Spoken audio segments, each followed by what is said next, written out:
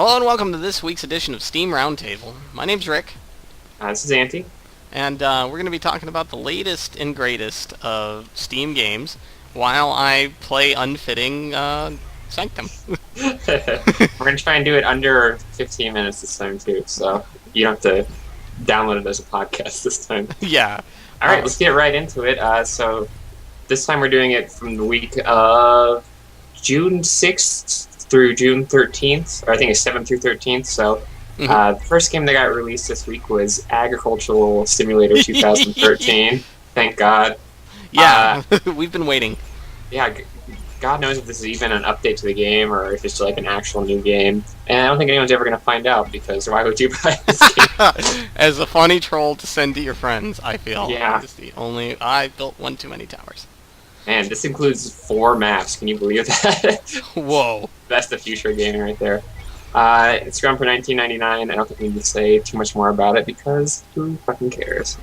That's so cruel to the people who've made that game. I'm sure it's some farmers got a huge boner over this game, but he has crops to tend to. He shouldn't be playing games all day. That's my opinion on it. All right, so the next game that came out this week was Part 4 of the Penny Arcade Range-Slick Precipice of Darkness. This I'd like to talk about, yeah.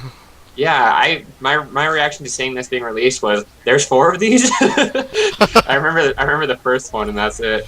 And I don't know.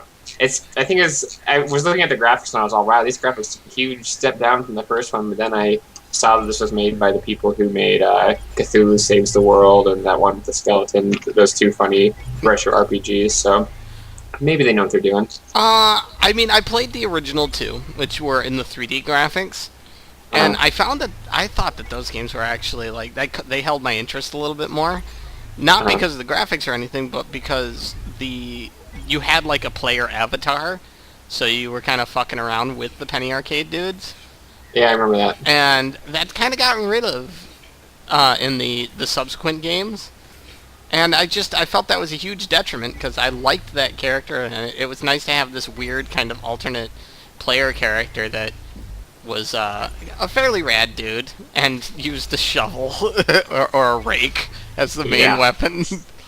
I mean, it was just absurd enough to enjoy. And I thought it was a real detriment. So I bought the third game, and I bought it thinking, well, I'm going to sell this just to get past. I thought, like, oh, well, maybe I'll like it. And I never ended up finishing it. It never held my attention. So while I'm sure that this is a good game, I don't think I could recommend it to anybody. Yeah, I think it really strikes me as weird that like this whole it's like set in the medieval times or something. Like all the tile sets and stuff are just like straight out of every other 90s RPG that you could find. So it's like I think it's kind of a weird combination of Penny Arcade and like retro RPG. And I mean I can't really comment on how it works. The third game was like that too, wasn't it? Yeah. Like, the third game was the one in that... I mean, it's got a nice setting and stuff, and it's nice and weird, but I don't know, man. I just don't know. Huh. Well, it's for $4.99, but it's at $4.49 right now on sale. That's not much of a fucking sale. That's 10% off. And you can also buy it with the third game for $5.99 right now. And I'm going to say that if you've played the 3 before it, I'm pretty sure you already know if you're going to want to buy the 4th one, so you don't need us to recommend anything to you. And if you haven't played any of them, I would start with the first one, because it was pretty cool. It looked better than this one, in my opinion. Yeah. It had a much better sense of humor, it seemed. It seemed like the third game was much more in love with its own story. Yeah.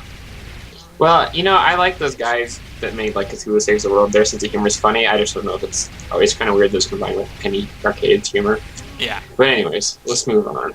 The game that came out after that was 7 Grand Steps, Step 1, What Ancients Begat. I gotta say, if you haven't watched the videos of this game, go to its Steam page and watch the videos, and then I defy you to say anything but what the fuck is going on. I've actually written down my only my only comment on this game was no clue. This game is supposedly 15 to 20 hours long, but if you watch the video, it's like there's like only one screen in this game that like is unchanging, and it's just like a slot machine that like moves its little guys around on like a board game or something. It looks fucking bizarre to me. and this is like one of those games that has like 10 different reviews where it's like, this game's hilarious and great. I'm just like, I cannot imagine this game being played for 15 hours and doing the exact same thing. But that said, it is one of those games where you're like starting from the Stone Age and building up to modern society, and I always like those kind of games, but I don't know if I will like this game or not. It is a little bit expensive too. It's on 10% sale right now, down from $14.99 to $13.49, so it's kind of an expensive game for an indie game. Yeah, you were no clue, huh? Yeah, no fucking clue. I fell off the edge. Woo. I'm kind of interested in it. I probably will not buy it until it goes on to like the 25% sale, but it will happen in like 6 months from now when nobody has bought this game. But yeah, it looks really weird, but it also looks the premise is interesting. So maybe we'll just leave it at that. It's super bizarre looking though. I recommend you go watch the crazy fucking video. Yeah, there is. It makes no sense whatsoever. Yeah. It's like this. Hey, we're a fancy board game, but I mean, I look at it and I'm like, there's nothing about this entire thing that makes any sense whatsoever. Why wouldn't you just? That's all I have to say. It's just a cry of sadness is Rick's review of this. How much does it cost again? Okay. Real quick. It's like $14.99 usually, but it's on 10% sale right now. That's so not the most expensive game in the world, but not the cheapest either. Yeah. All right, we're gonna do four more games came out after this one that were kind of the same thing. So we're gonna do a really quick review of all of them at the same time. These games are Scrabble, Risk, The Game of Life, and Battleship. All of them which are $9.99. They came out on Steam. I'm already going to say that you shouldn't buy any of these games, especially because of these four games, the only one that has any kind of online support is Scrabble. It's fucking ridiculous. How do you have Life and Battleship? Battleship! Battleship! No fucking multiplayer. It's fucking Battleship! Yeah, these are all released by PopCap too, which I happen to know have made multiplayer versions of all these games for like Facebook under different names and shit. So I'm sure they're just like trying to tap into that market of people who want to play board games but have no friends and can only play against a computer. Yeah. Anyways, I don't think there's a lot to say about these games except for why would you buy them? They don't even like have the Fako multiplayer, which is like play on the same keyboard. I think if actually Risk might have Hot Seat. I don't think that's cool. Yeah, it does have Hot Seat. So, but I mean, who plays Hot Seat? Who has ever played Hot Seat on a computer game who plays Hot Seat Risk? Yeah. What sad individual plays Hot Seat Risk? Also, you can go buy a Risk right now for 99 cents at any Goodwill, and I'm sure it's better than this fucking straight to PC port. Yeah. Let's just leave it at. You don't need to even look at these because they're stupid. Okay. The next game that we're looking at is Akaneiro Demon Hunters. This is one more in Steam's lineup of online action RPGs. This one actually is an early access game that they're making you pay for, so it's $9.99. So it's not quite free to play, but it does have everything that you'd want from a free to play game, and by that I mean useless items that you buy to boost your XP for the day. Yeah. So. Well, I did like the Okami-esque art and story design. Yeah, I think the graphics are interesting. Like when you the first two screenshots, you're like, "Wow, this game actually looks pretty good." It's got the good, like you say, Okami style. Then once you start getting into the screenshots, you're like, "Wow, this game looks pretty bad." There's some bad art stuff going on in the last 10 screenshots. So I don't know how I feel about the graphics. They look good, but they're not. There's something wrong with them too. Something slightly off. Yeah, they look like they were kind of rushed, is my opinion. Well, it's an early access. But why would you release an early access game if it doesn't look good? That's just going to make people be like, "Oh, I remember when that game was on early access and it looked really bad, so I'm not going to buy it now either." I don't know. Nice summary of their game plan, dude. Yes, I guess. I don't know. I think I'm not at all excited about another action RPG that's online, but this setting sounds kind of cool. This game's all it says it's a mix of Little Red Riding Hood and Japanese folklore, and I always think Japanese folklore is pretty interesting, so this game might have some good stuff in it, but that's also been done about a It's not, times, well, so Spanish Conquistadors has only been done once, but we can both agree. Yeah. So I'm gonna say wait for it, especially because it's early access. That's you should probably wait for every early access game because there's a reason why they're trying to push it out the door so fast. So I'd say wait on that one. Captain Pessimism. Are you gonna say buy No, that one? fuck no. All right. Yeah, it's fairly fuck So- no in Rick's opinion. Yeah, it doesn't look like it stands out very much to me, so I'd say no. The next game we're looking at is Planetary Annihilation. Holy shit! And I was like, oh, this game looks kind of cool. It kind of looks like someone took the fourth stage of Spore and made it into an actual game. So it's like it's like a strategy with the map goes all the way around, so it's like a full globe, which I thought was pretty cool. And then I scrolled down and I was all, oh, early access, and what's the price? $89.99. Yeah. Let me describe to you my feelings on the game, which were like I first started with like I hate strategy games. It's not my cup of tea. If I can't bash something over the head repeatedly, I'm just not happy. It's not a good day. And then I saw the globe, and I'm like, wow, that's a really neat idea. All right, strategy game. I guess I can hand you that. That's a really cool idea. And then I saw them go to the moon, and you could see the planet in the background, and everything kind of working on the planet in the background. And then I'm like, wow, that's fucking badass. All right, you got some props. And then I saw them go to the fucking asteroid field further out, and you could see both the moon and the planet. And I'm like, well, shit, I'm sold. You know, I'll learn how to love strategy games. And then I scroll down and see $80-some odd, and I'm just like, why? Why, reality, have you done this to me? Now, they mentioned in their... I should keep playing the game. I shouldn't get so into it. Let me go invest in guns or something. They mention in the thing that the reason why it's so pricey is because that's how much it costs to get early beta access on the Kickstarter. But then my feeling is, why the fuck are you charging $80-some odd on the Kickstarter to get early beta access? Nobody's gonna fucking do that in anything other than Kickstarter because they're not getting anything like that. Like, I'm sure the Kickstarters, like, you get more than early beta access for $80.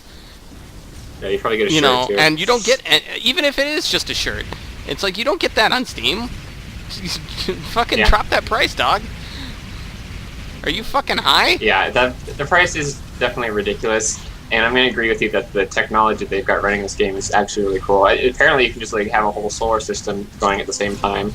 I feel like that'd get a little bit complicated in strategy games. I mean, like, you probably won't understand this, Rick, because you hate strategy games, but like anybody who's ever like played pro strategy game leagues or anything like that is like, if the game goes on for more than 10 minutes, something bad happens, so you don't want that to go on. Yeah. So I don't know why they don't want the whole solar system going on, but I think it's a really cool set of technology that they've got going, and the graphics are kind of charming. They're like this weird, like Lego-y, blocky. Oh kind yeah, of graphics. I forgot to mention that. I had written that down. I love the blocky, like futuristic blocky. It was kind of an art style that I really like. It was perfected in Ratchet and Clank, the early Ratchet and Clank games, because of hardware limitations. Everything was a little boxy, so they worked it into the art style, and I just was always a big fan of it.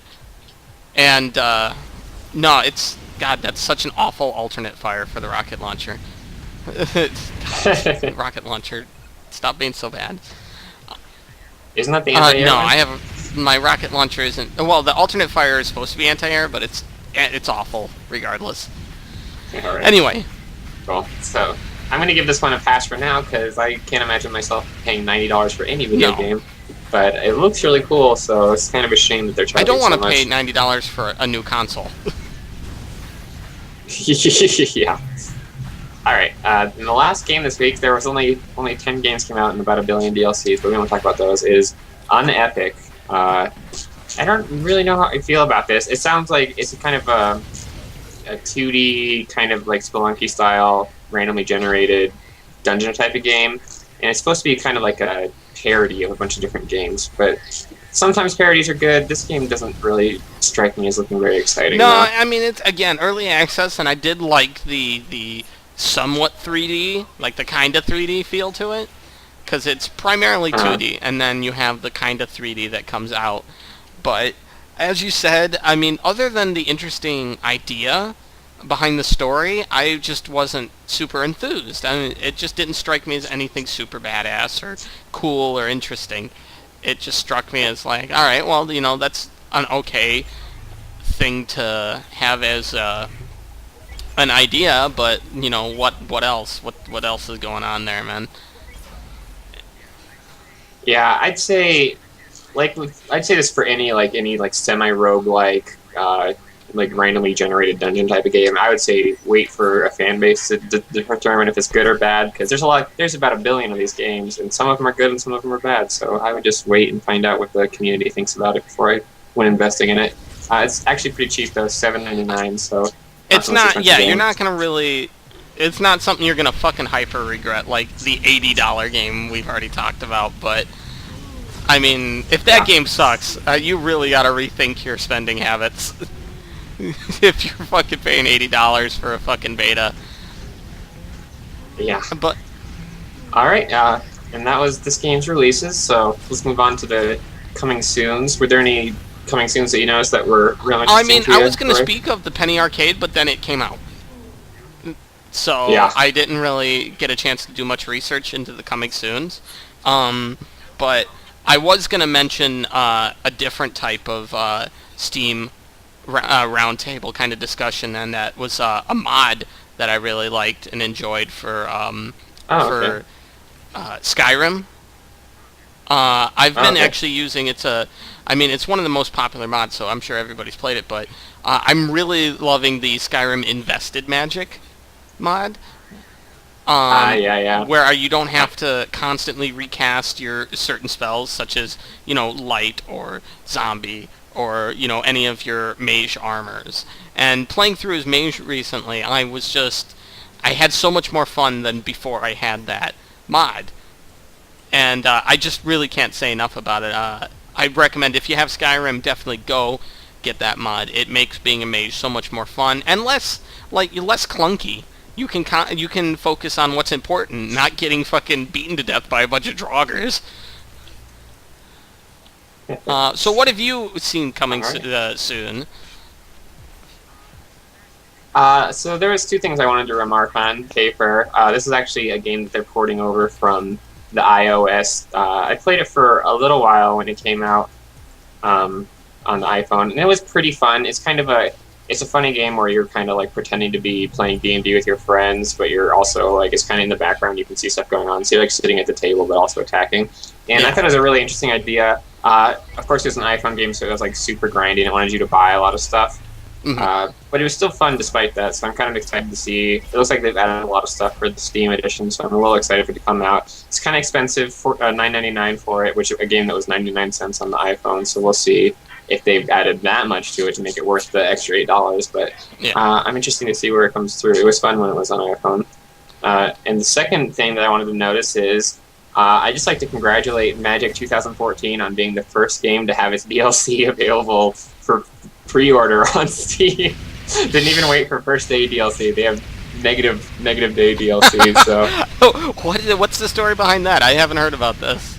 Oh, I don't know. I'm just scrolling through the new release coming soon stuff, and there's just like 3 pages of Magic DLC clogging up the whole fucking thing. So I think it's just packs. It's like one here, like the Silver Hive deck key. Like you'll get to unlock your deck. So it's just like the other Magic 2013 was, where you buy decks and stuff. But they've just decided to dump it all into the coming soon section, apparently.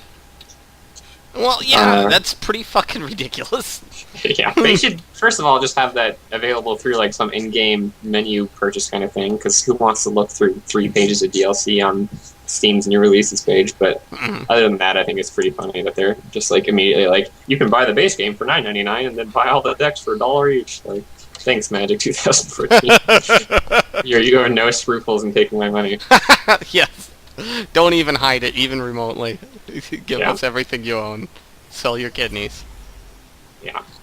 But yeah, that's the coming soons for this week. I think those are the only 2 things that are relatively new. There might be like 1 or 2 new games, but nothing else stuck out to me. Mm-hmm. So let's do some love and hates. I have a love. Do you have a hate?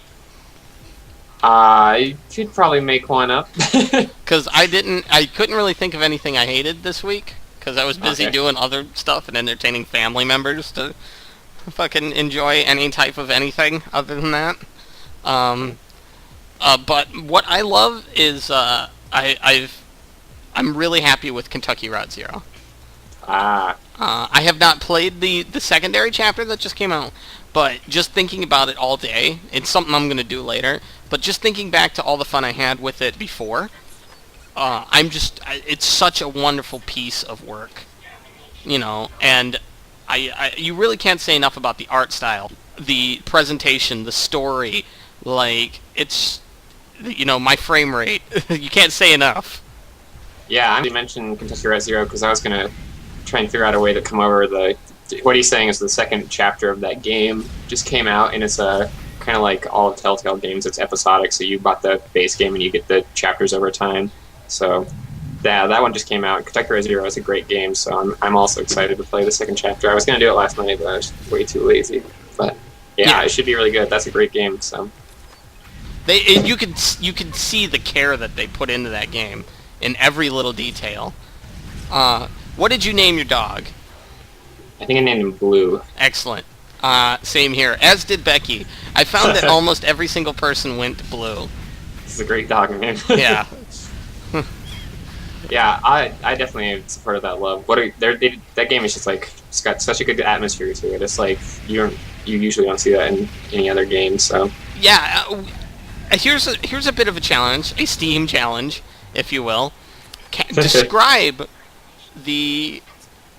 a spoiler-free version of the plot of Kentucky Route Zero, just in as few words as possible.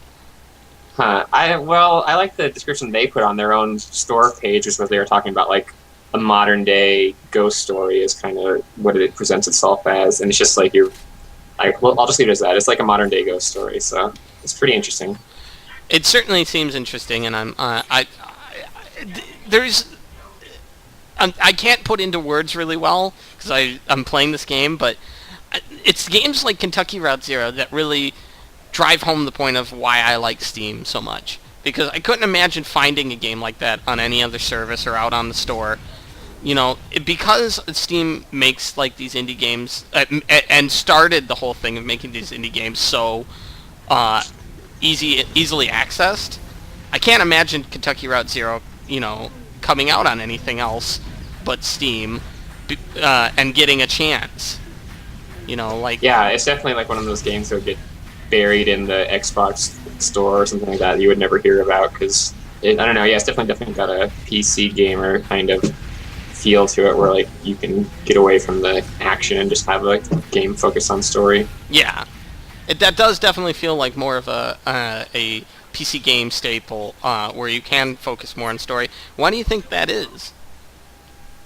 I mean, I'm sure it has something to do with the history of PC games being focused around the adventure game, the point-and-click adventure game. So, but I also think that Valve is definitely kind of market on the indie game releases to the mass public. They definitely do a good job of making sure that if you log on to Steam, there's not any separation of the AAA games and the indie games. They're all mixed in together, so you can look through all of them.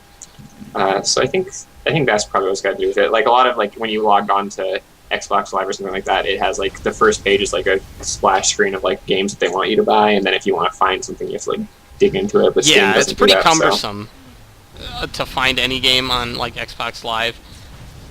Yeah. I wanted to check out the pricing on Fable 3 because apparently it was letting you download it for free for a short time recently. So it took me a couple minutes just to dig through to the actual game, and by then of course it wasn't free, so it was kind of a bitch. But I don't know, I enjoy the fact that I can fucking use a keyboard. It's a great thing to have fingers, man. Alright, my hate's gonna be kind of contrary to what we just talked about, but I'm gonna hate on Greenlight. Really? I think that Steam Greenlight, the entire thing. I'm gonna hate on the results that Steamlight's been producing recently. I think there have been a few good games that come through it, Kentucky Route Zero being the obvious example of a great game that came out through Greenlight. Yeah. But man, there have been so many free-to-play style MMOs, games that were previously Flash games that have been ported into Steam for some reason. I don't know. I think it has a lot to do with the community being like, oh, I played that game on Congregate. I remember liking it a lot, so I'm going to upload that. Yeah, and so, as a consequence, we're getting a ton of like Flash games that have been ported to the PC. I love Bloody Pengu Throw and fucking Spank the Monkey from fucking ages past. So I'm sure if this got submitted to Greenlight, they'd be pushed through instantly. So I don't know if it's Valve's fault or if it's the community's fault, but I'm gonna hate on some of the. It's been a really mixed bag from Greenlight so far. I think it's been almost a year since Greenlight came out, hasn't it? yes, So at least it feels like it. yeah, I think it's a great idea. I think that the results have been not very good so far. Should be filtered a little bit more. I think that even if a game does get upvoted a lot, Steam or the people at Valve should just type into Google Flash game DLC quest and see if that's ever been put onto Congregate for free, and if it has, then don't release it on Steam for $9.99. Just have the Steam store page linked to Congregate. Yeah, or they might as well just buy Congregate and just have like a drop down that says Flash games. I don't know. But yeah, so that's my hate for the week. It makes sense. Yeah, I one thing I'll do an upcoming thing that I'm looking forward to, and that's a Hat in Time, which has been greenlit, I believe, but is still being made. Do you remember that bad boy? Yeah, that's the one with the Wind Waker graphics. That was really good. Yeah, the Wind Waker-esque graphics with the little girl who wears a ridiculously awesome hat. It just looks like such a great collectathon, and that's my bread and butter. I have this unhealthy relationship with Nintendo collectathons, in which I play them for no reason other than my own sanity to degrade. Yeah, there are actually a ton of games on Greenlit that are still being Greenlight that are still being made. There's actually 64 games that have been greenlit but aren't released yet because I think most of them are still being made. And a lot of them look really good. There's actually one I've been looking forward to that's made by, I don't know if you ever played this, but the guys who made Swords and Sorcery. No, I have never played. Yeah, that game's really good, and they're making a new game that's on Greenlight. And I don't know, there's a lot of good looking ones. There's also some anime on here too that I'm looking for right now. Boy. And we also get to look forward to Leisure Suit Larry's new game. But that one guy who develops those games is really happy, I'm sure. Yeah, so there's still some good things to come from Greenlight. Yeah, and Hat in Time looks really good. So I'm really pulling for those guys. It seems like they had an idea and they really went to bat for it, and it's working out for them because it got its money from Kickstarter immediately. Like it was instantaneous. They're already tens of thousands of dollars above their goal when I looked at it. Can you check the Kickstarter real quick for me? For Hat in Time, sure. Let me check real quick. Kill some guys while I'm doing it. Oh, don't worry. I'm doing surprisingly well, but we'll have to wrap up soon because I'm getting close to the final round. Oh, right. It'll be perfect timing. Come on, Google. Google crashes. Yeah. It's definitely taking its time. Okay, Hat in Time. 3D Collectathon. Just like you said. So, yeah, it's at 122,000 of its 30,000 goals. So. Jesus H. Yeah, that's a couple 100% over what it should be. and it's still got 14 days to go, so it's pretty crazy. I went to it would have been the first thing I ever kickstarted if it was below its goal. Yeah. I would have signed up and kickstarted it, but my favorite reward was immediately sold out, which was an actual hat that they gave you. That's pretty funny. I'm looking at the stretch rewards that they have going on here, and the one that they have for 150,000 is fucking amazing. They're gonna get Grant Kirkhope to do the tunes for it. Holy shit! Or no, one song for it, but still, that's like god tier. Yeah, you did you not to get off the topic because we have one more wave. We actually have two more waves, but did you check out the the Banjo-Kazooie album? Yeah, they a guy did a orchestrated version of all the Banjo-Kazooie songs, and it was actually paid for and everything. He got money. He actually charged for it and talked to Nintendo and/or Rare and got permission and bought all the rights, and he could release it and talk to Grant Kirkhope. And Kirkhope actually wrote something for his website promoting it. Wow. It's actually a pretty awesome thing. I bought it immediately. Which Yeah, you should put the link to that in this video's descriptions. oh Check yeah, it out. it'll definitely Sounds happen. So if Kirk Hope's actually kind of is willing to get involved with Hat in Time, all the better. And victory. Yeah. I've completed easy. So any final thoughts there, Auntie, for the week? No, I think we did a pretty concise job of talking about Steam this week. So instead of taking an hour and a half to talk about 12 games, we took a couple minutes to talk about the rest of them. And we talked to games for 10 minutes and then bullshitted for fucking 20. So just like it should be. all right then, I'm glad we did this, and hopefully we'll be continuing to do this because this is fun. Yeah. We'll see you guys next week for the Steam Roundtable. Until then.